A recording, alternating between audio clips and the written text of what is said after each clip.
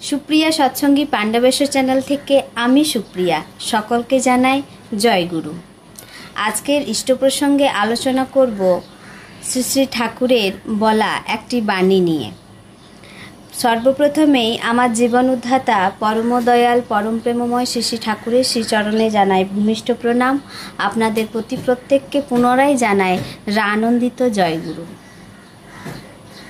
পরম দয়াল পরম প্রেমময় শ্রী শ্রী ঠাকুর ধর্মকে 5টি নীতিতে আমাদের কাছে তুলে ধরেছেন। যজন যাজন ইষ্টভৃতি সস্তয়নী সদাচার। এই 5 নীতির মধ্যেই রয়েছে আমাদের জীবনের সম্পূর্ণতা, পরিপূরক তিনি আমাদেরকে তুলে দিয়ে গেছেন এই 5 নীতি। এই 5 নীতির মধ্যে রয়েছে সস্তয়নী। সস্তয়নীর কথা আমি আগেও বলেছি, আগের ভিডিওতে বলেছি, কিন্তু আজকে এক দিদির কথায় এক দিদিভাই বলেছিলেন যে সস্তয়নী মানুষদের কিভাবে খাওয়া দাওয়া করা উচিত সেই প্রসঙ্গে কিছু বলার জন্য। তো আমার যতটা অভিজ্ঞতা সেই অভিজ্ঞতার বিচারে আমি কিছু বলার চেষ্টা করছি। শ্রী শ্রী ঠাকুর একটা বাণীতে বলেছেন যে অন্নে জানিস মন বয়, অন্ন মাফিক প্রবৃত্তি হয়। এই কথাটির, এই বাণীটির তাৎপর্যেই আমি কিছু বলার চেষ্টা করছি মাত্র। আমরা যারা নিরামিষ ভোজন করি, সস্তয়নী ব্রতধারী যারা, আমরা শ্রী শ্রী ঠাকুর সবার জন্যই বলে গেছেন নিরামিষ খেতে। তিনি যখনই বলছেন দীক্ষা নেওয়ার পর উপাসনা বইয়ে একটা বাণীতে তো রয়েছেই যে মাছ মাংস খাসনে আর, পেঁয়াজ রসুন মাদক ছাড়। খাসনে আর অর্থাৎ আর খাবো না, যা খেয়েছি আর খাবো না।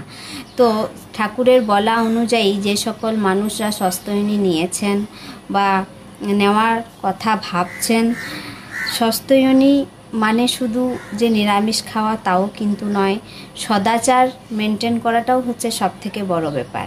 অনেক মানুষ ভয় করেন যে সস্তয়নী গ্রহণ করলে খাওয়া দাওয়া বাইরে করতে পারবে না, কোথাও অন্ন খেতে পাবে না, এরকম একটা বিশাল ধরনের কিছু থাকে।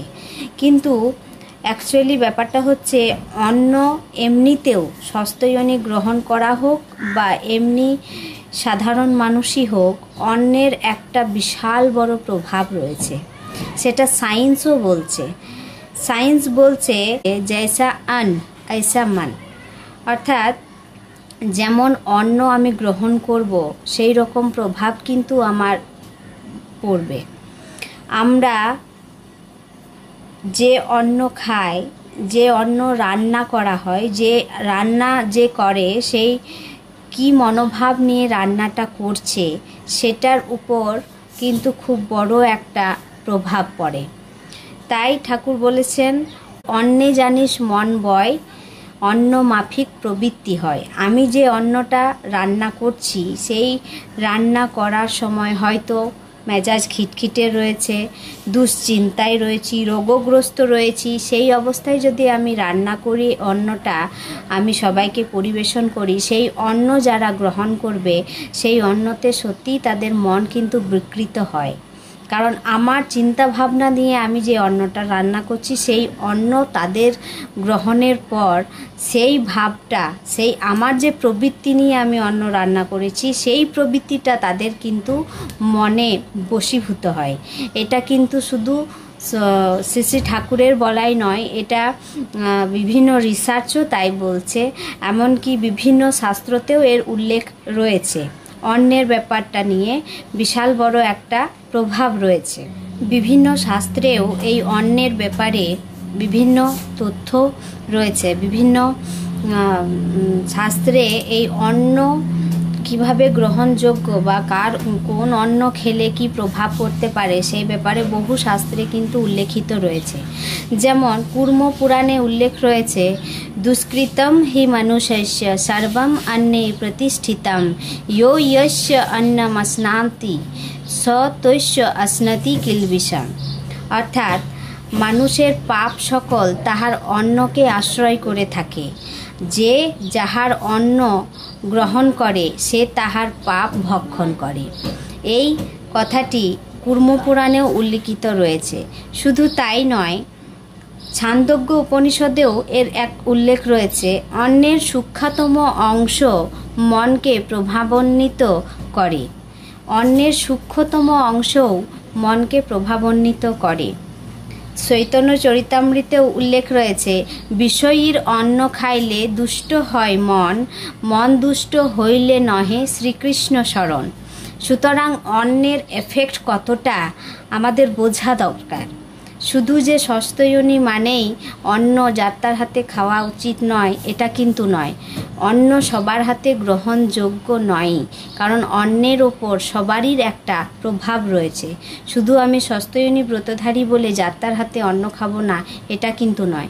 ঠাকুর বলছেন সদাচার, সদাচারটাও একটা অনেক বড় ব্যাপার। সদাচারের আর এই অন্ন গ্রহণের জন্য ঠাকুর তো আমাদেরকে বলেই গেছেন, সদাচারী নয়কো যে জন ইষ্টে তুষ্ট নয়, পান ও ভোজন তাহার হাতে বিষ বহনই হয়। সুতরাং আমরা যদি যে কোনো মানুষের হাতে, যিনি সদাচার মেনটেন করেন না, অনাচারেই থাকেন, সেই সকল মানুষের হাতে যদি, সেই দুষ্ট বৃত্তি মনের মানুষের হাতে যদি আমরা পান, এমনকি চাও গ্রহণ করি, তাহলেও সেটা আমাদের জন্য বিষ বহনই হয়। তাই তো বলছেন ঠাকুর।